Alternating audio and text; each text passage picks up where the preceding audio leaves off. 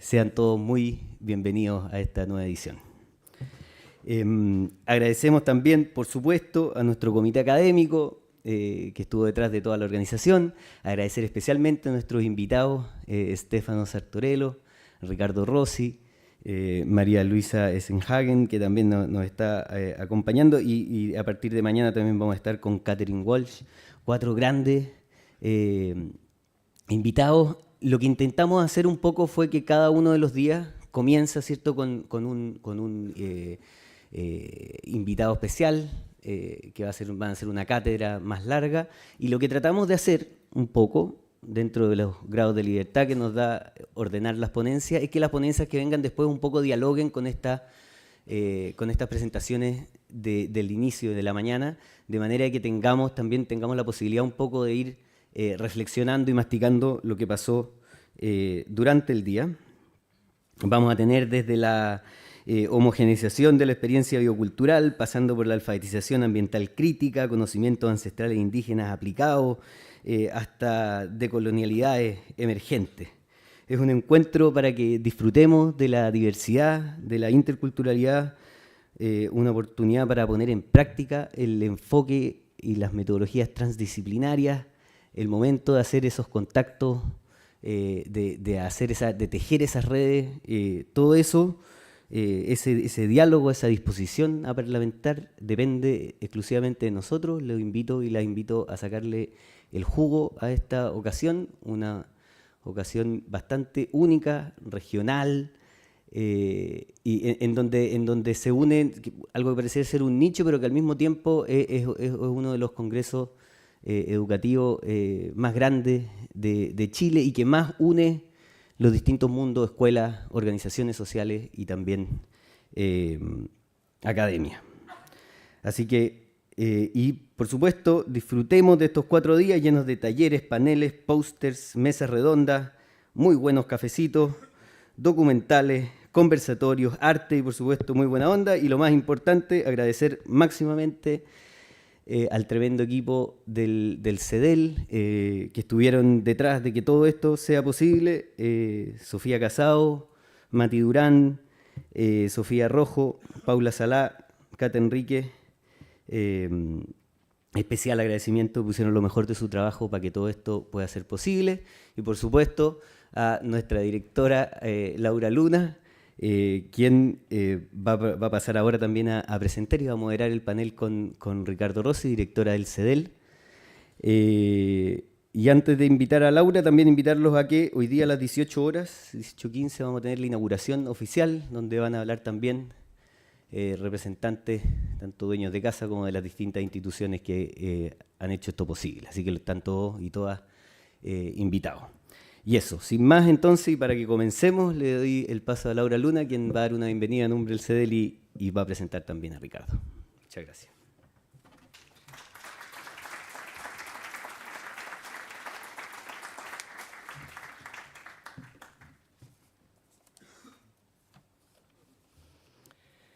Mari Pulamien, Mari Compuché. También una muy afectuosa bienvenida a todas ustedes, a todos ustedes a este congreso llamado Diálogo y Diversidad, construyendo un mundo intercultural y sustentable a través de la educación. Desde el CEDEL le quiero dar una especial bienvenida. El CEDEL, solo para contarle, para quien no nos conoce, Centro UC de Desarrollo Local, está albergado aquí en el campus Villarrica, que es la única sede regional que tiene la Pontificia Universidad Católica de Chile, y está abocado hace mucho tiempo a temas de justamente sustentabilidad, interculturalidad y educación. Y justamente la línea de educación para la sustentabilidad es una de las líneas de investigación y desarrollo clave en nuestro centro, que ampara justamente una variedad de temáticas, ¿no?, como educación ambiental, educación pertinente al territorio, educación intercultural, educación ciudadana y convivencia escolar, entre otras. El programa Explora Araucanía, que se lleva a cabo desde 2019, y el programa Valoras, basado en el campus, que se lleva a cabo desde 2015, el Museo Interactivo Regional de Agroecología y Sustentabilidad Miras, que lo invito a visitar, además de una variedad de proyectos financiados por ANIT, por la Fundación Ibáñez Atkinson y la Fundación Siemens, entre otros, son la expresión de un compromiso sistemático de nuestro centro y de nuestro equipo de investigadores y profesionales para una educación más culturalmente pertinente, integral y en sintonía con el entorno social y natural, y orientada a formar ciudadanos y ciudadanas para un mundo más sustentable. En este marco, quiero destacar la alianza con algunos centros, como el CIR, el Centro de Estudios Interculturales e Indígenas, pero también con el CHIC, el Centro Internacional de Cabo de Horno, creado en 2021, con un financiamiento basal de ANIT, que ha sido muy importante para articular y profundizar la investigación de los procesos de homogeneización biocultural producto del cambio climático, así como la oportunidad y los mecanismos para la conservación ecológica y en particular el rol que juegan los conocimientos locales, indígenas y la educación en la presentación de la diversidad biocultural.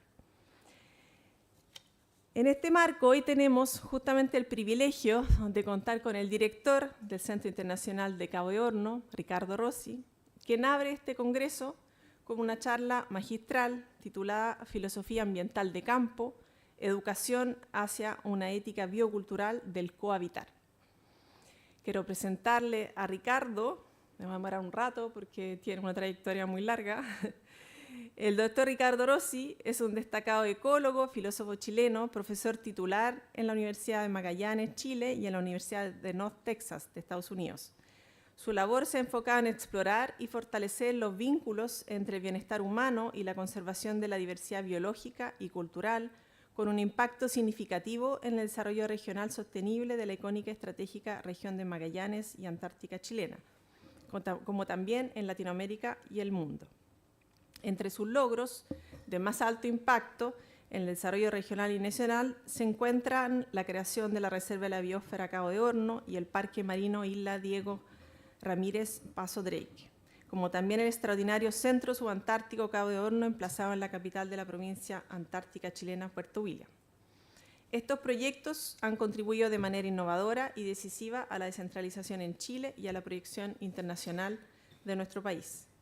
Para el logro de este objetivo, Rossi ha combinado trabajo científico, aplicado y teórico con una aproximación que integra las ciencias naturales y sociales, la educación, las humanidades, las artes, la filosofía de la ciencia y la ética ambiental, y que lo ha llevado, entre otras cosas, a acuñar tres conceptos interrelacionados, que son conservación biocultural, homogeneización biocultural y ética biocultural. Este trabajo teórico se ha plasmado también en innovadoras propuestas de conservación biocultural, toma de decisiones y políticas medioambientales y nuevas metodologías pedagógicas. Entre estas últimas, de las cuales justamente nos va a hablar hoy, se encuentra la metodología de la filosofía ambiental de campo, FILAC, que ha sido el producto del trabajo con varias organizaciones para incorporar las ciencias ecológicas y la ética ambiental en prácticas de educación y conservación biocultural. Con esta metodología ha generado actividades de educación no formal y turismo sostenible, como el ecoturismo con lupa, a partir del descubrimiento científico de un nuevo hotspot o Centro Mundial de Biodiversidad fundamentado por la inusualmente alta diversidad de musgos y líquenes en la zona de Cabo de Horno, en particular en el Parque Etnobotánico Mora, en Puerto William, capital de la provincia antártica de Chile, que se creó en el año 2000 bajo su liderazgo. Hoy en día el ecoturismo con lupa se aplica en diversas localidades de América, Asia y Europa. Actualmente Ricardo Rossi dirige el Centro Internacional Cabo de Horno para Estudio de Cambio Global y Conservación Biocultural, CHIC, creado en 2021 gracias a un financiamiento basal de la Agencia Nacional de Desarrollo e Investigación como Centro Científico y Tecnológico de Excelencia. El CHIC es albergado por la Universidad de Magallanes, con 7 universidades asociadas, entre las cuales la nuestra, la Pontificia Universidad Católica, y tiene sede en el Centro Subantártico Cabo de Horno, en Puerto William. Así que le damos la bienvenida a Ricardo y el pase para su charla. Muchas gracias.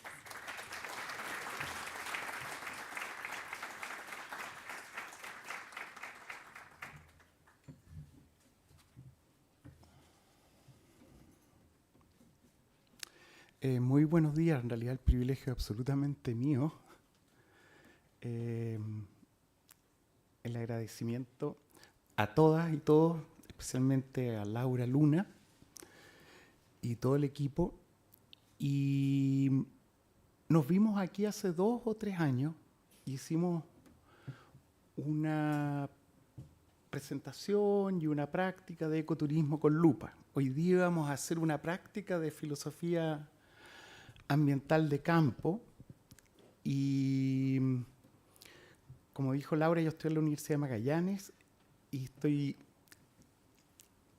requerido de estar mañana en la mañana, lo que lamento mucho porque voy a tener que volver. Entonces, lo que yo voy a hacer es un momento que pensé de obertura y de agradecimiento. Y de compartir una historia que está implícita para dejar sentado esta semana. De agradecimiento a quienes nos preceden. Y en la sala hay 2 personas presencialmente o virtualmente y muchas más. Pero estaba pensando particularmente en Luis Gómez, con quien nos encontramos el año 2000. Luis estaba en Osorno trabajando y Luis hoy es presidente de la comunidad indígena Yagán, es profesor y tiene en esta andanza una cercanía con Francisca, mi señora y compañera y colega, y conmigo. Y también está Amelia Mancilla, que es profesora de Estado, ambos de Puerto Williams, y yo les agradezco. Entonces vamos a escuchar algunos ecos que vienen desde Puerto Williams. Y también en esta sala está virtualmente conectada Alejandra Ayapán, hija de otro maestro, Lorenzo Ayapán, a quien queremos agradecerle, y vamos a partir entonces escuchando.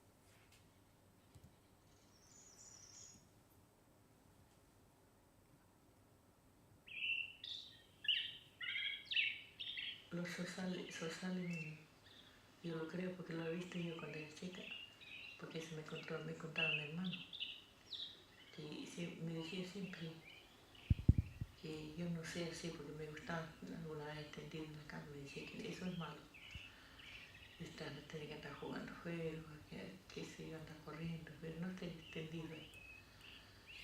Entonces los sosales dicen que es así, acá sí se llama. Van y están poniendo huevos y entonces la mamá se va y le dice a su hijo mayor, le dice, educa a su hermano para que cuide a su hermanito que viene. Y se van a la orilla del río y empiezan a cantar. Cantan los zorzales. Y yo lo vi, en Navarino lo vi en el río, en el monte donde estaban haciendo cerco y ahí lo vi. Estaba mirando ya cuando empezó el zorzal. Y yo lo miré y lo vi, el zorzal estaba, y el zorzal chico estaba ahí. Y volaba y se veía el río. En el río empezaba a bañarse los dos. De ahí saltaba para arriba de donde estaba Y empezaba otra vez. Canta y canta y canta. Y su hijo no sabe cantar bien, pero cantaba igual. Sea que su hermano, porque su mamá le dijo eso, que el hermano tenía que educar a su hermanito, para que cuide a su hermano que viene. Y así, cantaban.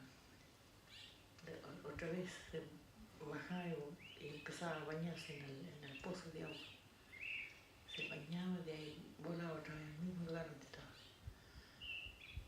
Bueno, eso dice que bueno, y el que no obedecía dice que el Sazal moría. También en medio de agosto. Muere todo, ve que comen unos frutos malos y le hace mal y muere. Y se llama, la fruta es catrán tanura se llama. Y comía eso y el pájaro le hacía mal y moría. Hasta ahí llegó el cuento. Acá se disculpa como estamos en Tuata, que te poner Walaiwa,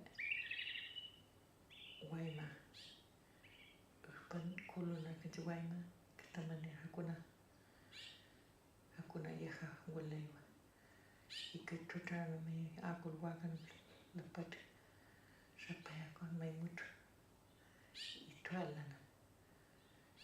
Y sin más me chica tomo este como a su guachica. Que me ácul wagan tal y litaco. Y una web. Que lo chil me ácul wagan la pata rupi. Y tomo fasan. Y que ácul talimut. Bueno, vamos a trabajar. Y es que tu manila. Traje para matilla. Para cochil que chica. Porque te pone ahí. Traje papá muestra. Y hasta que tenía también tan aquí. Acá atrás. Y que tu ven que se saca. Y me japan. Y que también me cala mucho. Así me cuidan. Se sacan katan tabanon y me malaco. Como me ujanan dan malacua.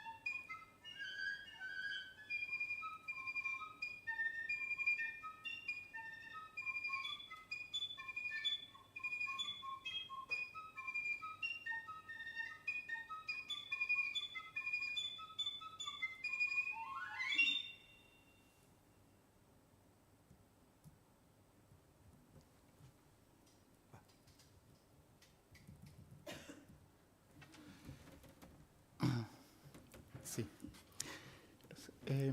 Escuchar, recordar, agradecer. Y son momentos tremendamente tensos en este momento, digamos, en que escuchar cuesta mucho saber realmente lo que está pasando, lo que está ocurriendo en otras partes del mundo, y esta cultura de la muerte convive con una cultura de la vida que está latente y toma tiempo escuchar, toma mucho tiempo escuchar y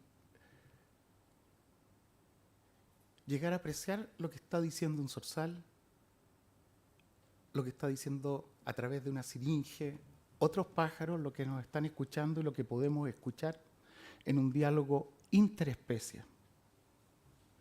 Y también en un diálogo intercultural,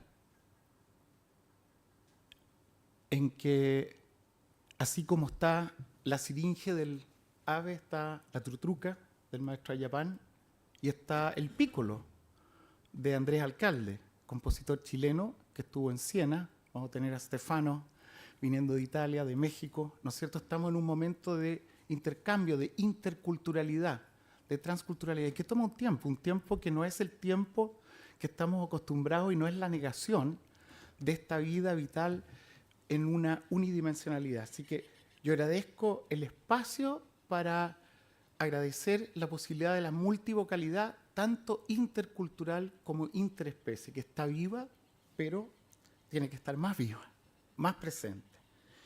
Y como les contaba, era un agradecimiento porque es una dinámica en que los que estamos hablando ahora muy pronto no vamos a estar en otros estados de transformación, y agradecer a quienes son maestras y maestros, a la abuela Cristina Calderón, que está junto a Luis en esta foto, y al centro está Lorenzo Ayapán, y a su otro lado está su hermana Úrsula Calderón, con Francisca y Steve McGee, también grabando con una nieta de la abuela Cristina, Cristina Zárraga. Y así surge una historia que es muy dinámica, y en este transiente,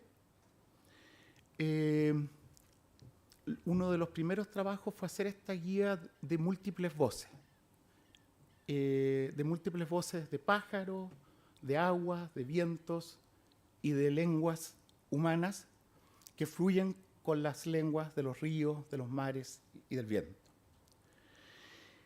Y las metáforas son una forma de ir concibiendo este tejido entre especies y entre culturas. Y el árbol de la vida es una metáfora que aparece reiterativamente. Y aquí un segundo relato, este breve, en voz del maestro Lorenzo Ayapán.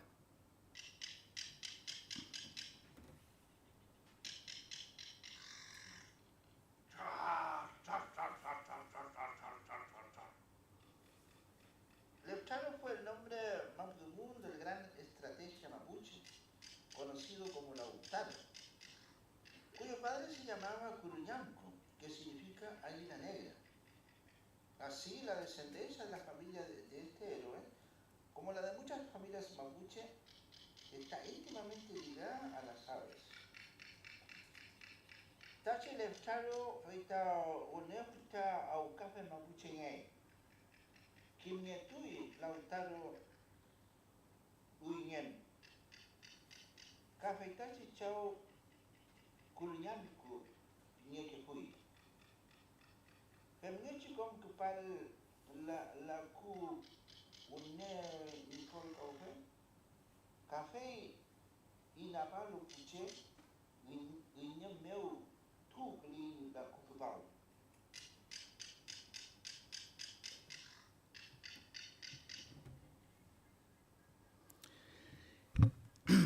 Y esto que está expresado en un árbol de la vida mapuche y de muchos otros pueblos originarios, también está en Mesoamérica. Vamos a tener Stefano que, con las milpas más adelante, y aquí, ¿no es cierto?, los hombres de maíz en la cultura maya, pero también en expresiones que han estado en la modernidad. Y aquí entonces, ¿no es cierto?, papayeno.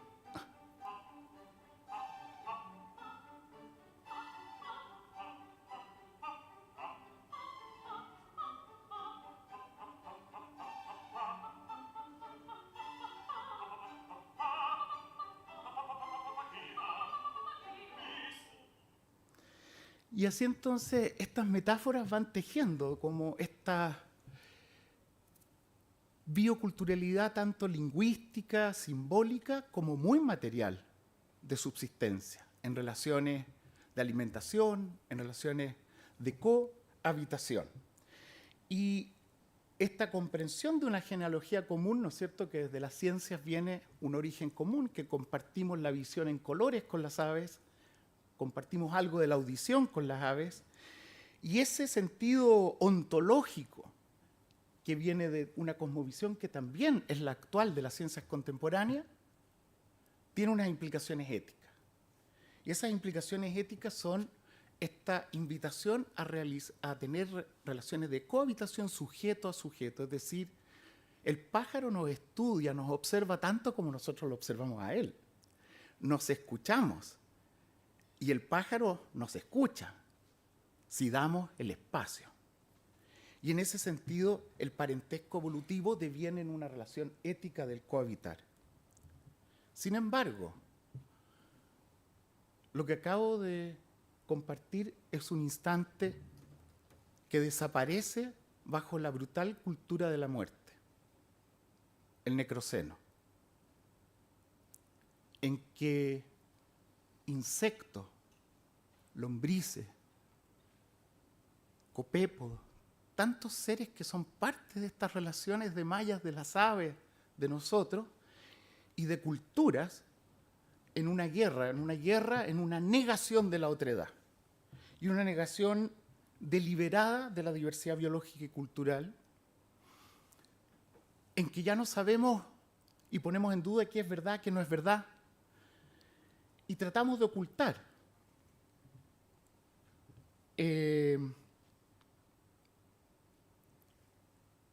Hace solo 4 años, Derek Chauvin, un ex policía, pone su cuerpo sobre otro cuerpo, el de George Floyd, y dice que había fallecido bajo un forcejeo, bajo una resistencia, bajo un brutal encuentro, y que lamentablemente al llegar al hospital había fallecido.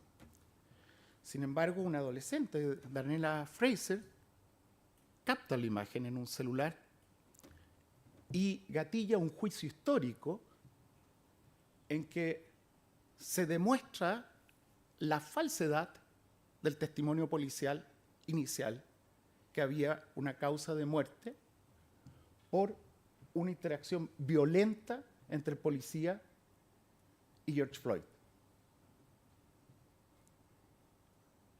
Eso es lo que prevalece. No escuchar los pájaros, no hay tiempo. Y negar, oprimir, negando esa opresión. Y por lo tanto, entonces, en esta exclusión, ¿cómo superar un chauvinismo de dominación de cultura? ¿Cómo generar un espacio? Es una tremenda pregunta que abren estos dos congresos. Y por eso la obertura es como oberturas a escuchar de perplejidad, porque aunque parezca extraño, la mayor parte de las familias están conversando. Las señoras en los altos andinos siguen cultivando papas. Nosotros nos reunimos para pensar cómo cohabitamos y estamos entonces en esta dialéctica entre el necroceno y un bioceno. ¿Cómo vamos hacia una cultura de la vida? Y ahí el concepto de cohabitante, para el cual hay que criticar este chauvinismo. Y es bien interesante porque el chauvinismo viene de un sentido de superioridad frente a los demás, viene, ¿no es cierto?, de una pieza de teatro de variedades que hace una caricatura de Nicolas Chauvin, que napoleónicamente sigue defendiendo a Napoleón como un gran héroe, como a los franceses, como la cultura del mundo, después que incluso Napoleón ha caído. Y ese sentido de chauvinismo nacionalista, racismo, de especismo, es tomado entonces en este emerger de una ética que dice, bueno, cómo vivimos con otras especies sin tener este chauvinismo, y ahí está Richard Ryder, que acuña el término especismo, y luego Tom Regan, que se refiere al chauvinismo como al atribuir características o negarle características a otros seres que sí tienen, con la pura arrogancia de postular que no las tienen. Y eso lleva a la injusticia epistémica de poner un modo de saber sobre otro modo de saber, y a un antropocentrismo que lleva a injusticias socioambientales de promover una especie, pero en realidad un grupo, sobre otro grupo, porque la especie humana en general es muy hermosa, es de mucha cohabitación, y hoy sabemos que no solo la riqueza del mundo está concentrada en menos del 1%, el armamento está concentrado en menos del 1%, el poder de transformar, el poder de negar. Y ahí Tom Regan demuestra, con el proyecto del gran simio, la capacidad entonces de estructuras cerebrales en otros vertebrados, y nos lleva a una consideración ética por los mamíferos. Sin embargo, hoy sabemos que la conciencia, las neuronas nuestras como mamíferos, desde el punto de vista del relato científico, tienen los mismos neurotransmisores y los mismos mecanismos de la conciencia en cuanto a funciones bioquímicas y anatómicas de neuronas que la del cámbrico, que es común a los vertebrados y los invertebrados. Por lo tanto, los matapiojos sintientes, las mariposas sintientes, los pájaros sintientes. Y ahí viene entonces otro movimiento que dice, si son sintientes, ¿cómo tenemos encarcelados y maltratados a tal cantidad de animales que los engullimos como máquinas? Los pollos, los pavos, enjaulados, no en la crianza libre de un pastoreo, no en la pesca artesanal, no en el cultivo amoroso de policultivos como las milpas. Estoy pegado con las milpas porque tenía muchas ganas de conocer el trabajo que viene de México. Pero Peter Singer, en su primera versión del libro Liberación Animal, que marca una época, dice, podemos llegar hasta las ostras. Y en las ostras se detiene para abrir, eso sí, el círculo de animales de los cuales debemos liberarlos, desencarcelarlos. Salmones libres en los ríos de Alaska, no enjaulados en las cárceles de los fiordos patagónicos. Vacunos libres donde sean libres, no en la factoría. Y ahí también vuelvo a recurrir a las raíces de Occidente, porque en las raíces de Occidente hay muchas vertientes que son muy sensibles a una empatía y a una comprensión de seres otros que humanos, sintientes, razonables y sujetos. Quiere decir con intencionalidad y con un valor en sí mismo. Uno de ellos, el nunca contratado en la academia, David Hume. Tal vez por eso fue muy radical, ¿no? Y él escribe un ensayo póstumo, publicado póstumamente, donde se refiere al suicidio, y en esa reflexión él dice, la vida de un ser humano está sujeta a las mismas leyes que la vida de una ostra. Y luego hace un giro. El valor de la vida de un ser humano tiene un valor equivalente al de la ostra. Es decir, ontológicamente estamos sujetos a las mismas leyes y éticamente también. Esto que parece una locura, hoy se comprueba, ¿no es cierto?, en los moluscos. Hay una película reciente, Mi maestro el pulpo, en que muestra, ¿no es cierto?, una pulpa, cómo da su vida por criar y tener la descendencia de los pulpitos chiquititos. Y bueno, los pulpos y los cefalópodos son un modelo de inteligencia del siglo XX, pero eso se expande por toda la evolución. Entonces, a pesar de que tenemos estos conocimientos, que tenemos más ciencia, seguimos con un ecocidio brutal. La COP16 acaba de culminar y estamos prevalecientemente en un necroceno. Insisto, causado por unos pocos agentes que tienen el control de los medios, en que el señor Elon Musk tiene una incidencia brutal en las elecciones que van a tener lugar mañana en Estados Unidos, pero también en lo que escuchamos y lo que no escuchamos, en lo que sabemos y no sabemos. Y en esta mediación de la información es muy importante abrir los oídos si queremos llegar a una interculturalidad que requiere tiempos diferentes, tiempos de cohabitar, no tiempos de información en bits ni de íconos. Y ahí estamos bien fregados porque la ciencia no es suficiente. Y en ese sentido, agradecer nuevamente, celebrar y adscribir a una tarea en la cual he querido sugerir ventanas para estas nuevas metodologías educativas que procuran superar injusticias epistémicas y también injusticias socioambientales. Y dejar la ventanita de la filosofía ambiental de campo con dos escenas de hace 10 años.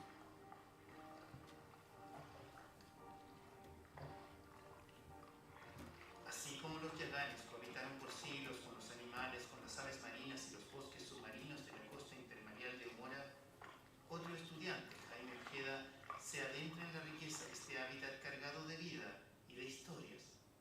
La actividad en sí es denominada así, ojo bucea con ojo, pero también ese ojo bucea con ojo invita a navegar en la historia de este lugar, de la vida humana con el mar. Conocer a Julia González resulta todo un privilegio. Ella aún conserva tradiciones del pueblo yagán y colabora con Jaime Ojeda para transmitir a los alumnos su conocimiento ancestral. Esta había una historia que tenían las abuelitas antiguas. Era una historia de una abuelita muy mezquina, que cuando ella la veían que venía a su ruca, se viene la abuelita sí que escondía toda la cosa porque ella nunca quería invitar nada.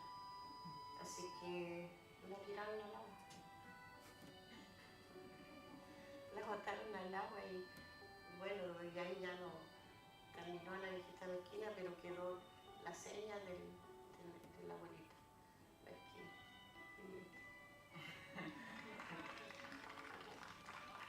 No sé, a mí me alegra mucho de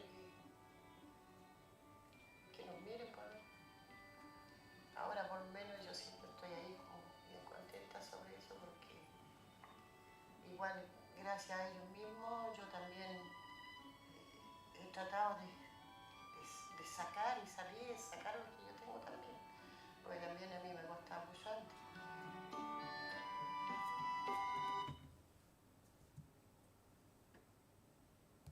Bueno, lo que nosotros vemos ahora es un anfípodo, y bueno, si nosotros lo vemos, la costera se mueve un poco violento, es un depredador y los niños generalmente se le parece un dragón. Cumple una función alimenticia importante dentro del río. O sea, por ejemplo, cuando las hojas o la madera cae al río, trituran esa hoja o la parten en pedazos pequeños. Y después de eso vienen otros invertebrados que se alimentan de la materia orgánica más fina aún, que son las que dejan los anfípodos o que se puede llevar la corriente o que también defecan. Y así se van alimentando distintos organismos y los nutrientes en el río se mueven en forma de espiral y van con la corriente. Junto a Tamara se forman incluso niños, escolares del liceo de la región. Es el caso de este muchacho, Pancho, que tras observar el comportamiento de los invertebrados del río Róbalo, los devuelve cuidadosamente al agua dulce. Bueno, la actividad se llama sumergiéndose con lupa. Y lo que yo hago acá es descubrir más para mí, para conocer mejor el lugar donde están, cómo son. El momento más importante de la actividad es el descubrir y apreciarlos, pero el más importante es que esa roca se toma y se deja exactamente en el mismo lugar en donde se encontró. Porque el lugar en donde se encuentra la roca es ideal, esa es la casa y el lugar en donde estaban esos invertebrados.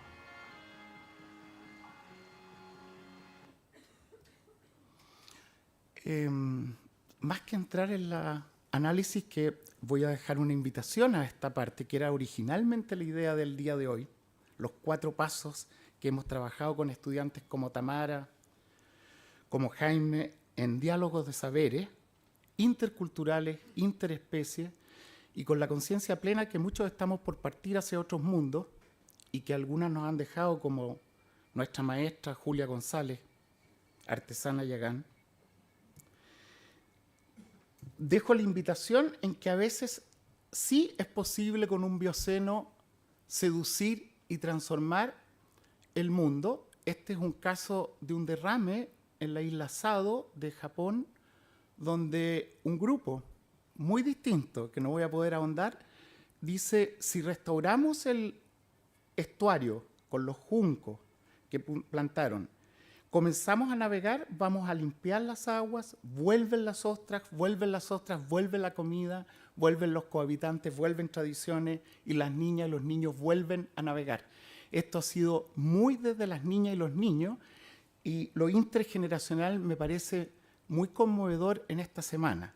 Por eso queríamos terminar con Pancho Olivares, que él está en su propia búsqueda, está por otro lado, pero el concepto central que vemos es el giro. Desde esta pregunta de una ética en la educación, de lo bueno, del vivir bien, hacia el cohabitar bien. Y en ese sentido, la pregunta central, ¿cómo debo configurar mi vida como una vida verdaderamente buena? Reconfigurarla hacia cómo debemos pensar, concebir nuestras vidas como formas de cohabitar verdaderamente buenas para las comunidades de cohabitantes, y otros humanos y otros que humanos. Y finalmente, creo que con la filosofía ambiental de campo, añadir una hebra al tapiz que se va a estar tejiendo esta semana, en que podamos emerger de un necroceno que nos lleva a un crimen muy intenso, muy extenso en el planeta, y dar emergencia a este bioceno que sigue pulsando en todas partes, en todos los continentes, y reposicionar el valor de la vida por encima del valor del capital. Porque en la toma de decisiones sigue primando el valor del capital por sobre el valor de la vida. Y en ese sentido es desarroparse en la liberación, diríamos, liberarse de un individualismo exacerbado, más aún, que propone al ser humano, la especie Homo sapiens, como intrínsecamente autointeresada y calculadora, y volver a comprender que Homo sapiens también es una especie comunitaria, simpática, diría Hume, empática, amorosa, para cohabitar en comunidades bioculturales. Es una obertura y un agradecimiento para esta invitación a este congreso, y también una invitación para una coda que va a venir en mayo. Para quienes quieran participar, vamos a tener un taller de una semana en que vamos a practicar los 4 pasos con Jaime Ojeda, con Tamara Contador, con sobrinas y sobrinos de Julia González. Muchas gracias.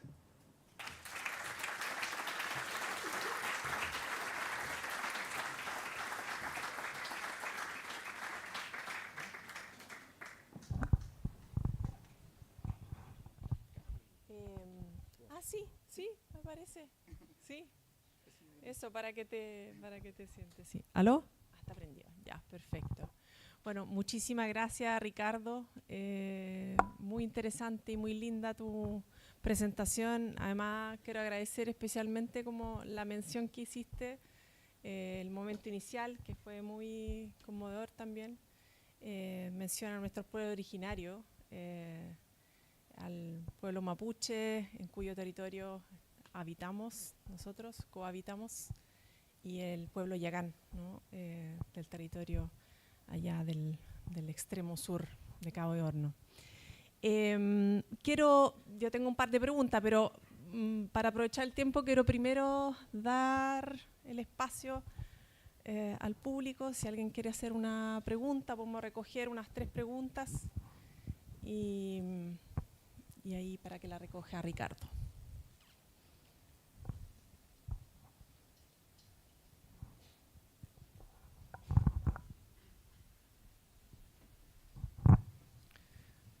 Hola, buenos días. Muchas gracias por la presentación, muy inspiradora, Ricardo. En esto que hablas de este giro al Bioceno, me gustaría, si pudieras profundizar en una frase que se repite reiteradamente y, a mi parecer, por reiterarse tanto, muchas veces pierde su sentido y su encuadre. Se habla mucho esto de conocer para conservar, amar para cuidar. Me gustaría, si pudieras dar alguna noción sobre esa frase, sobre el conocimiento en relación para cuidar, sobre la afectividad para cuidar. Gracias.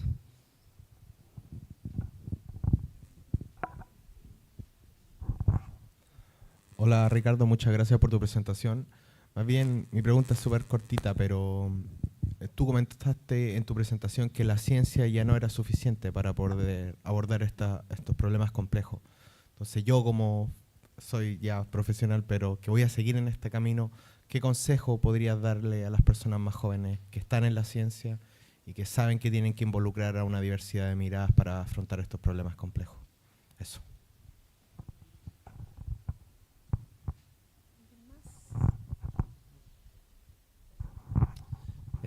Muy buen día, muchas gracias a todos los que están participando acá. Pienso que el momento es como tan especial, o sea, como hay elecciones mañana en Estados Unidos, lo que tú mencionas, o sea, hay como una fuerza económica uniéndose a una política para dominar algo que nos parece destructivo. Pero en paralelo, este Congreso, y este Congreso que reúne a muchos centros de educación, pero también muchos seres humanos. Y en esta apertura yo creo que hay una invitación a cómo hacemos para unirnos, para que esto se transforme, porque muchos de nosotros trabajamos muchos años y como que avanza un conocimiento, pero también avanza la destrucción. Es como al mismo tiempo.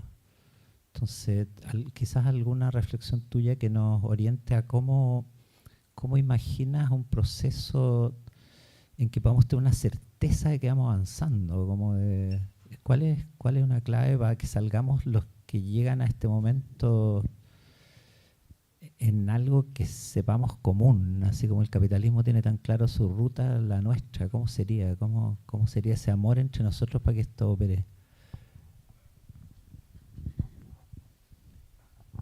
¿Quedamos hasta acá por ahora, te parece?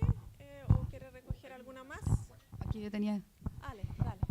Hola, bueno, muchas gracias por esta charla y mi pregunta tiene que ver con esta propuesta y el lugar que cobran otros lenguajes en esta manera de construir estas relaciones. Pareciera ser que la escuela sigue estando centrada solo en el dominio de la palabra escrita y aquí uno puede inferir y leer entre líneas que está en el centro de la experiencia, está la oralidad, está la narración y están otros lenguajes. Entonces me gustaría poder comprender más esa propuesta desde esa mirada.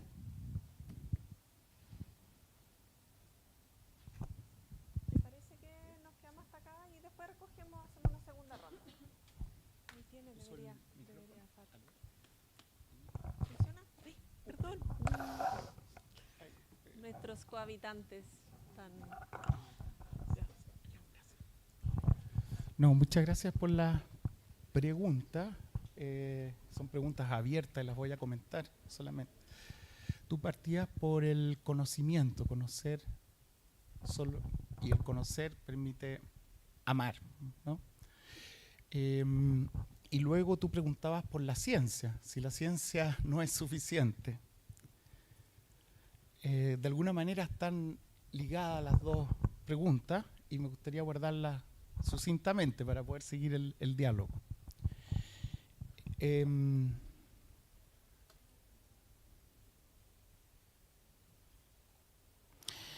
Una forma de vincular las dos preguntas, la de la ciencia y del conocer, es el término conciencia. Y el término conciencia es bien interesante porque liga estas como antenitas, digamos, pensando en interespecies, ¿no? Como el artrópodo que está en el río, tengo conciencia que viene un depredador, me meto a la guarida. Tengo conciencia que va a llover, me abrigo. pero también tengo conciencia, una conciencia interior que me dice lo que es correcto y lo que es incorrecto. O sea, hay una conciencia amoral, natural, y una conciencia moral, y eso se fusiona. Entonces, lo que yo diría, Sebastián, para responder lo de la ciencia, sí, no es suficiente, claramente, pero se dice es necesaria. Eso es bien importante. Es necesaria, pero no suficiente. Ahora, ¿cuál es el problema de la ciencia hoy día y del conocimiento? La primera, esta antenita. Que la antenita está cada vez más mediada por un satélite. Los satélites son caros. Los satélites son complejos, ni siquiera sabemos cómo llegas aquí. Es muy difícil saber la complejidad de los filtros para ver qué estamos viendo y qué no estamos viendo. Entonces, por un lado, la ciencia sí tiene una tremenda tarea de salir adelante de esta posverdad, en que da lo mismo. Lo importante es imponer una tesis sobre otra, sin dialogar, sino excluyendo e imponiendo. Y la ciencia tiene una tarea tremenda, cómo salir de los fake news, de todos los hechos falsos, de las confusiones. Hoy tenemos más pobreza y más hambre que hace una década. Ese es un hecho. Y la riqueza está más concentrada. Eso también es un hecho. Entonces la ciencia sí tiene ese sentido de denuncia y de deconstrucción para poder volver a acercarse a lo que es. Pero eso no basta, hay que actuar. Y la ciencia tiene que tener la recuperación de un lenguaje. Un breve ejercicio, digamos, de 3 dimensiones que son, por eso se llama filosofía ambiental de campo y no ecología de campo. Desde una dimensión ontológica, y esto es lingüístico, nosotros nos llamamos humanos, ¿no es cierto? Como seres humanos. Y eso surge desde el latín de ser humus. Humus es tierra de hoja, es la tierra más fértil, ¿no es cierto? Es la tierra que está en la superficie del suelo, desde donde brotamos. Y ahí hay un diálogo que cuando alguien dice desde el Mapuzungún, ser mapuche, gente de la tierra, hay ciertos hilos conectores. Veíamos un fresco que es precolombino, de Centroamérica, que está en el Museo Antropológico en Ciudad de México, donde los hombres de maíz es una verdad, se come el maíz, somos maíz, si el maíz está sano, nuestro cuerpo está sano, pero nos llamamos seres del maíz, hombres del maíz, y así. No es una curiosidad, lo que es grave es olvidar esa dimensión ontológica, porque lo único que en la ciencia se privilegia hoy día son los números. Ya no hay tiempo para escuchar, y el comienzo puede ser incómodo cuando hoy día escuchábamos los pájaros, los instrumentos, es otro ritmo. Entonces esa es una ontología. La epistemología, bueno, tenemos distintas formas de acercarnos a esos saberes. Y uno muy interesante, que lo dejo planteado como una ventana, es una enseñanza de la abuela Úrsula, escuchando al zorzal. Y siempre hay tanto del zorzal como del que escucha. Es un diálogo. Y la abuela contará a sus nietas y nietos de la forma que estime. Pero ahí hay una epistemología y finalmente una ética que se resuelve en cómo habitamos, cómo decidimos. ¿Y por qué voy a un mercado local? ¿Por qué voy a pescadores artesanales y no al líder o al Walmart en decisiones conscientes, en decisiones que por lo menos dificulten, sean subversivas, liberadas de eso? Con Rodrigo solamente dejar las pulsiones de Tánatos y Eros. Tánatos está, creo, en esta imagen freudiana o del yin y el yang. Tenemos un problema de la muerte hoy día. Tenemos que promover la paz y la resistencia tiene que ser en paz. Y esto es un supuesto mío, un principio. Yo creo en la resistencia pacífica. Transité 17 años con la resistencia pacífica porque si no reiteramos al opresor. Pero que estamos en una batalla desigual, porque estamos confrontados con una cultura de la muerte y es muy difícil. Pero ahí no transaría, lo dejaría en las pulsiones, Rodrigo. Yo creo que las dos pulsiones son ciertas y el problema es la concentración absoluta. Y ahí una palabra para lo del lenguaje y la experiencia, y termino con eso. De hecho, una condición para la democracia, cuando surge el término democracia, Aristóteles dice, si hay alguien que tenga un equilibrio, un autointerés tan alto que perjudica el dominio público, la polis, debe ser sancionado. Y llama a esas personas muy inteligentes, que no pagan impuestos, que los conocemos, que depositan en paraísos fiscales, que controlan los medios, los llama idiotas. Y una dificultad muy grande, entonces, ¿cómo sancionamos a los idiotas? Y ahí yo creo que en tu pregunta hay dos elementos, ¿no es cierto? Uno es cómo en esta estructura que el poder legislativo, el ejecutivo, el judicial están todos juntos en una plutocracia, ¿no es cierto?, coaptados, cómo lograr a este saber experiencial, este conmovedor, y ahí en la dimensión ontológica lo que me recuerda es la razón cordial, la razón del corazón, ¿no es cierto? Y eso el Dalai Lama, pero también Blaise Pascal, en medio del cálculo diferencial de Leibniz, dice la única forma de recuperar el sentido de la vida es la razón cordial, no la razón instrumental. No es un cálculo costo-beneficio, es sentir, y en ese sentir de un saber intuitivo y una ética que Spinoza diría se liga con las vibraciones cósmicas. Y eso no es esotérico, hoy día lo sabemos, pero está tan mediado que parece un romanticismo estar fuera de onda. Yo creo que lo que está fuera de onda es estar ahí idiotizados por el idiota y no poder sancionar y no dar espacio.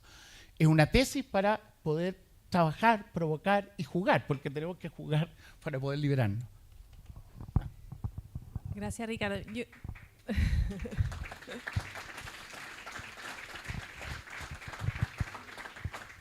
Yo me aprovecho de mi posición para hacerte una pregunta y, bueno, obviamente que después hay espacio para más preguntas. O sea, en realidad me gustaría que profundizara un poquitito más en la metodología de la filosofía ambiental de campo, porque aquí en nuestro público hay muchos educadores, muchas personas que trabajan en educación, y yo creo que tiene cosas muy valiosas la filosofía que compartir, ¿no? En términos metodológicos. ¿Cuáles son los pasos? Sé que tú lo pasaste un poquito rápido, entonces si puedes profundizar en eso. Eso. Y no sé si quieres con eso o le damos espacio ahora para... ¿Lo podemos dejar abierto? Comento eso y lo dejamos abierto para que no para que preparen sus preguntas. el diálogo, sí. Sí, íbamos a salir una experiencia y está implícito. Tiene que ver con las preguntas que acaban de ocurrir. Yo venía desde la composición musical, muy influido por dos abuelos. Bueno, para hacer la situación final fue que sentí la necesidad de conservar aquello que escuchaba, que eran los pájaros, los humedales, y me metí en ciencia y también no bastaba. Bueno, ¿qué era lo que no bastaba? Que creo que la filosofía ambiental de campo en lo práctico es primero esta inmersión.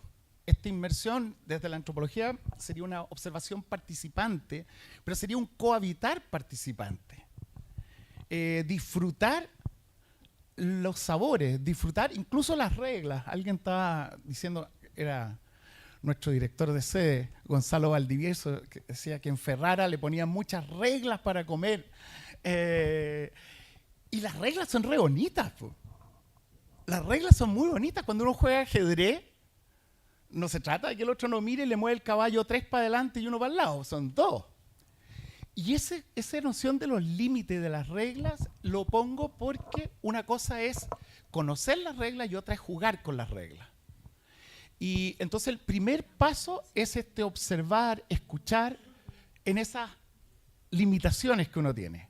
Es un saber muy experiencial en que todo vale, y teníamos unos videos que no pusimos ahora, pero los vamos a practicar.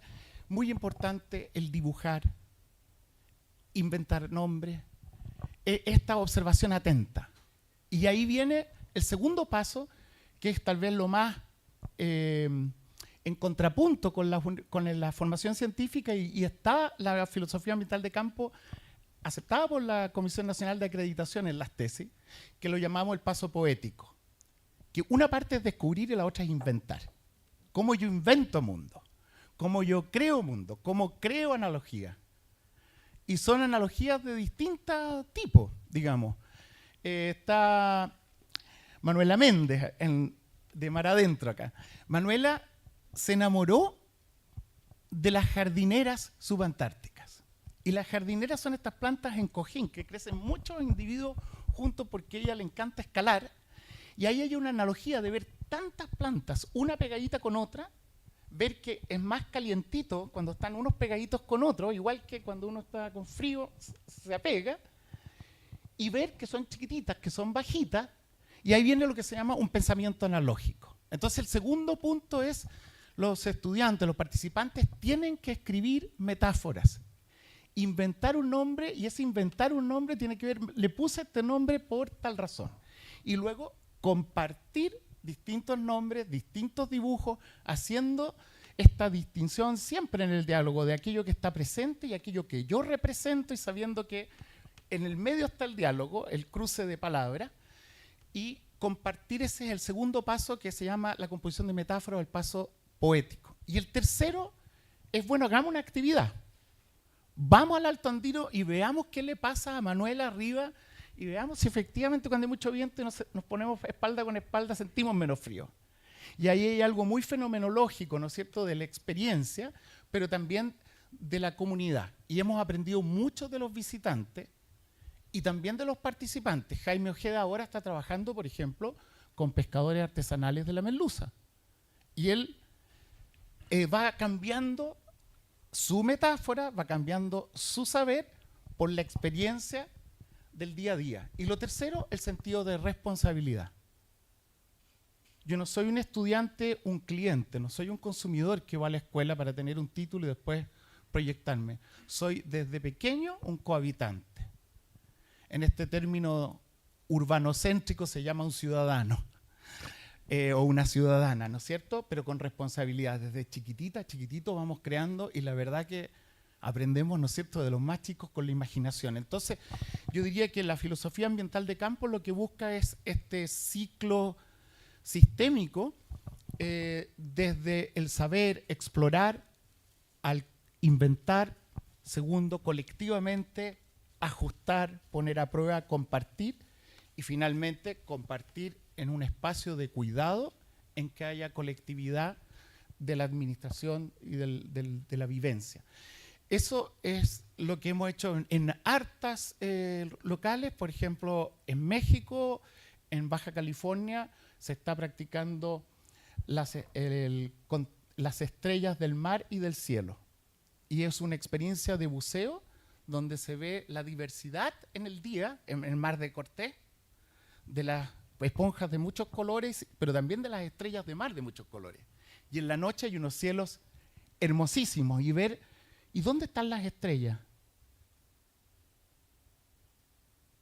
En la comunidad que está en ese momento, pero también en la comunidad que está en esos momentos. Pero la comunidad de estrellas estuvo, ustedes saben, vienen esos, nos llegan años luz después.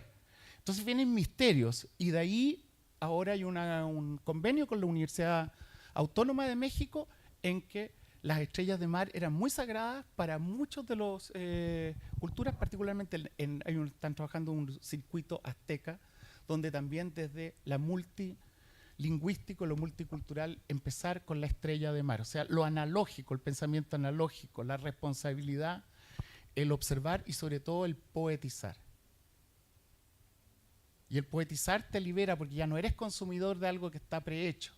Eres co-constructor, y cuando hay co-construcción se acaba la competencia. Porque cada uno co-compone de otra forma y empieza cada uno a querer contar historias. Ayer estaba con Rocío Jara y dijo, ¿dónde está la Elenita, que es su hija? Ah, no, es que ella se habría robado el micrófono. Exquisito, po. Estaría hablando aquí ella, ¿no? Entonces, eso es lo que descubrimos con la filosofía ambiental de campo, que cada uno crea realidades y son complementarias, no excluyentes. Muchas gracias, Ricardo. ¿Alguna pregunta?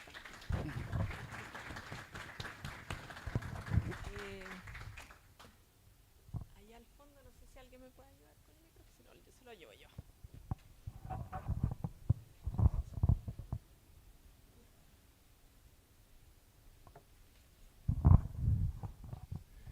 Víctor Durán, de Vigilantes del Lago. ¿Cómo ve usted esta filosofía de campo con esta nueva ciencia ciudadana que viene emergiendo, como muy fuerte en todos lados? ¿Cómo lo ve usted, esa relación?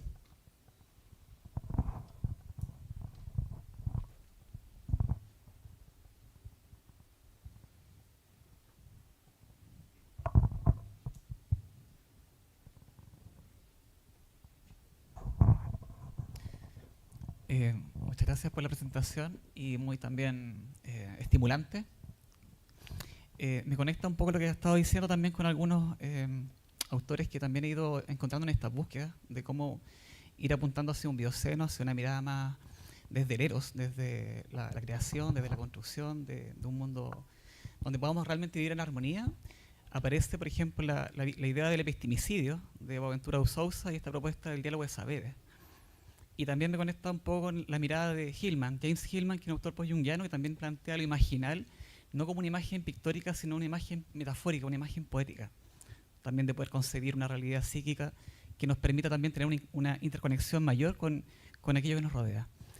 Y también otro referente que me surge, y que también lo hice un poco casi una filosofía de vida, era esta reinterpretación de Descartes del pienso, luego existo, que desarrolló Camus con me revelo, luego existimos. Simplemente unos comentarios. Gracias.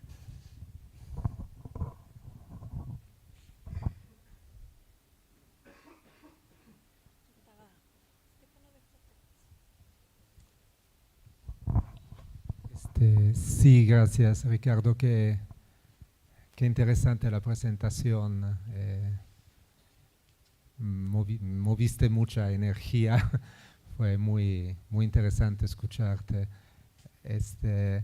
Yo te quiero hacer una pregunta que siempre me hacen a mí después de que presento las cosas que trabajamos en Milpas Educativas, y tiene que ver con como estas perspectivas, estos enfoques que nosotros pescamos en territorios no urbanos, en contextos donde, bueno, estaba viendo el mapa que presentaste al final, no conozco, pero ha de ser un escenario increíble en el que trabajas. ¿Cómo educar para cohabitar interespecies en contextos como los que algunos habitamos? Yo vivo en la Ciudad de México, o en contextos urbanos muy atravesados por demasiada humanidad y pocas otras especies. ¿Qué consejo podrías darnos en ese sentido?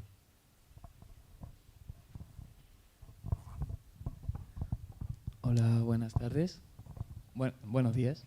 Quería consultar y aportar sobre el conocimiento ancestral de los pueblos originarios de Chile. ¿Cuál crees tú que es su lugar en este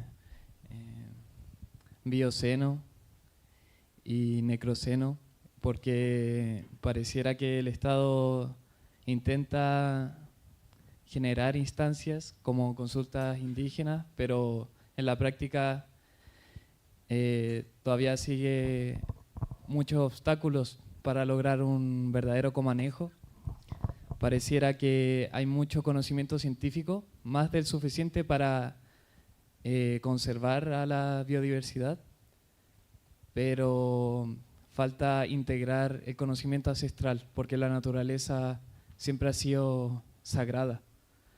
Entonces, eso. Ya, sí, muchas gracias por las preguntas. Lo primero, bueno, que traigas a Camille, que hables del lingüicidio. Cambié un poquito el epistemicidio por lingüicidio, consciente de la pérdida que el lingüicidio es pérdida de las lenguas del mundo, pero también de las lenguas y los valores occidentales.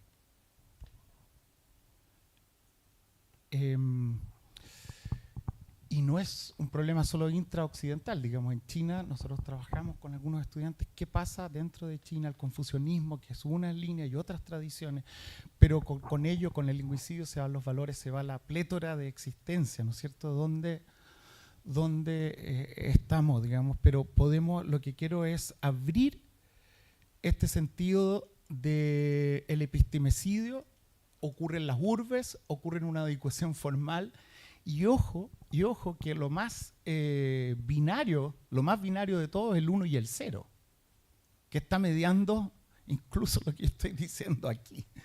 Entonces, estamos muy mediatizados y atención a eso. Lo del cuidado ciudadano del lago, es una condición, de nuevo, yo diría necesaria, ¿no es cierto? Absolutamente necesaria, porque si no, ¿cómo lo hacemos? Si no lo hacemos colectivamente y sobre todo en una ciencia ciudadana que busca cuidar y mirar al mismo tiempo, monitorear, ser testigos, participar, pero al mismo tiempo cuidar. Y el lago se nos está afectando, digamos.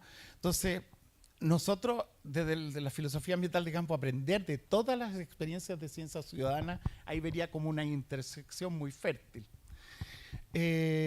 Las urbes y las ciudades, cuando son desde participación ciudadana, son preciosas y son diversas y son bioculturales como las milpas.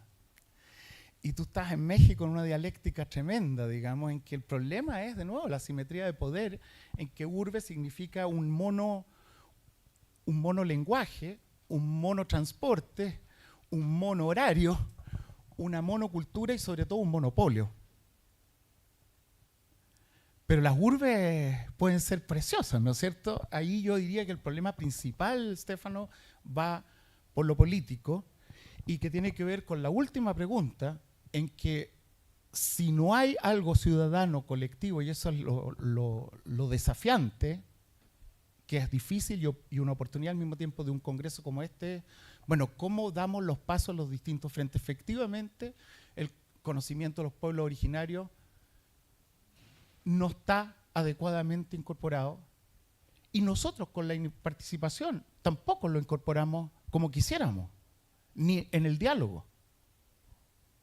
Se han hecho pasitos, hay algunos pasos, hay algunos encuentros que inspiran, pero de todas maneras son insuficientes, y en ese sentido es tratar de escuchar y acercarse y apoyar los pueblos originarios y pueblos originarios de todos los tipos.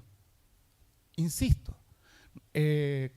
partí saludando a Alejandra, que no pudo llegar, probablemente está escuchando por el streaming, Alejandra Yapán, que justamente ya se postuló a alcaldesa por Villarrica, para incidir, hija de Lorenzo Ayapán. Vamos a poder dialogar con Luis Gómez. Él está como presidente de una comunidad indígena donde nosotros en este momento también estamos.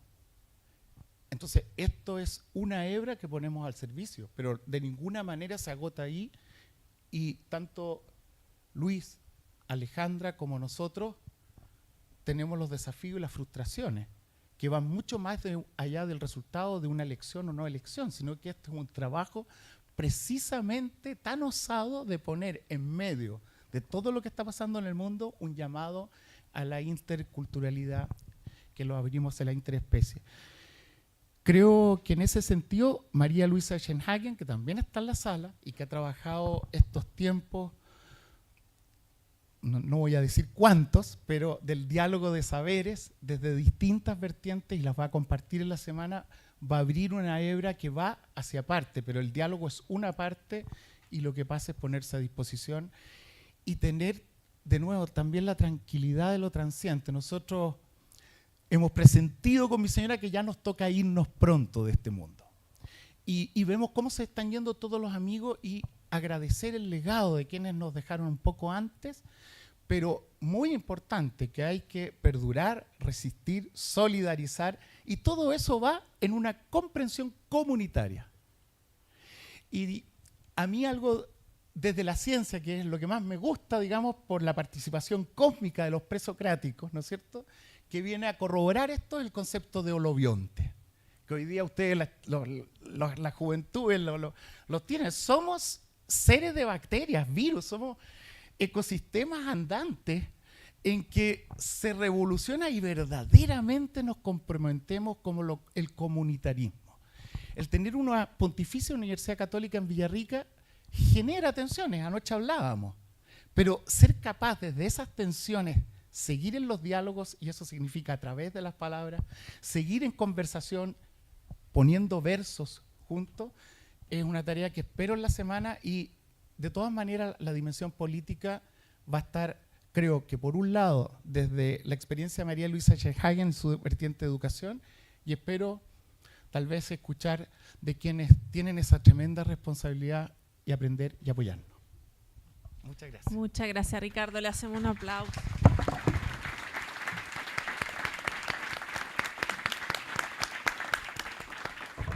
Bien, gracias a todos y todas también por sus preguntas, por participar. Les invitamos a un café. A las 11 estamos de vuelta. Es muy importante.